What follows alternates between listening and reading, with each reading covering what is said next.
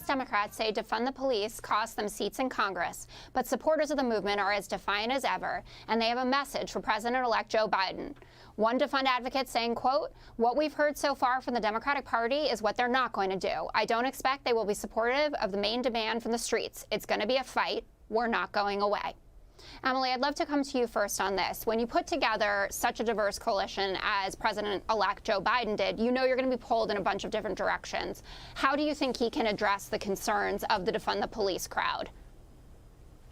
And I hate to deflect right now, but I feel like that's the big question, right? And especially because their House majority has shrunk, he really needs all those votes. How do you muster all of the progressive left votes when he's maintained, at least verbally, that in fact there will be moderate policies? He's also said that, for example, he wants racial justice baked into all of his policies, even, infrastructure and immigration and the like. Well, what does that exactly look like? And how would that rise to the level to satisfy those on the progressive left? So I think that who can answer that question is Joe Biden himself, but I think it's going to be a really tough time, again, given that slim margin.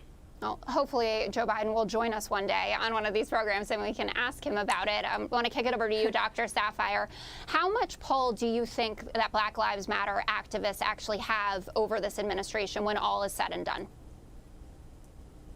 Well, that's going to be a great question. And I think the fact that Joe Biden has given a lot of theoretical answers to some of these problems, he's actually going to have to come down and make some decisions. One of the biggest things that, concerns me when I look at things in the defund the police movement is 1 in 4 people who die at the hands of police firearms has a mental illness. And by the way, 1 in 4 police officers have suicidal thoughts at any given day of the year. So rather than focusing on defunding the police, actually what I believe should be happening is giving more funding to the police, more mental health education, ensuing more social work, working together to not only recognize that the people that they're being called to protect and help may have a mental illness, but that our police officers may be having rising mental illness as well as they are being rejected from their perceived communities. And, the mental health crisis in the country is already big enough. I worry that this division that's being caused will make it bigger. So I look to Biden to see what he's going to do to make this better.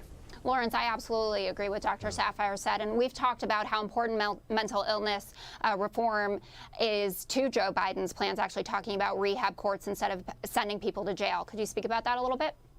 Well, yeah, the problem with this, and I think some of these plans is a starting point to get things done. The problem is that most of the legislation when it comes to reform, not only when it comes to mental health, but also policy between the interaction of the police and community members happens on the local level. And so you have all these federal politicians, the presidents now, from senators to congressmen, saying, hey, I got this big proposal, but it really doesn't have any teeth because they can't enforce it. Sure, that'll work for federal agents, but federal agents aren't the ones that are interacting with the public on a day-to-day basis. And so I think many of them have set themselves up for failure from the very beginning because they're promising things that they simply can't deliver on.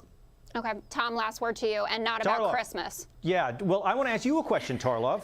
What is the left going to do about this? You wrote a good book, which seemed boring on the outside, but it was actually quite good, with Doug Schoen about the future of the Democratic Party, and they have to struggle with this thing. The far left has too much power in the Democratic Party. I think you know it. What is the Democratic Party going to do about it? Well, I just want that to be my banner from now on. Looks boring from the outside, but is actually pretty interesting. It was a boring cover. Admit it, Jessica. Story of my life. I didn't pick the cover art, and I don't really want to talk about AOC, and we've got to go.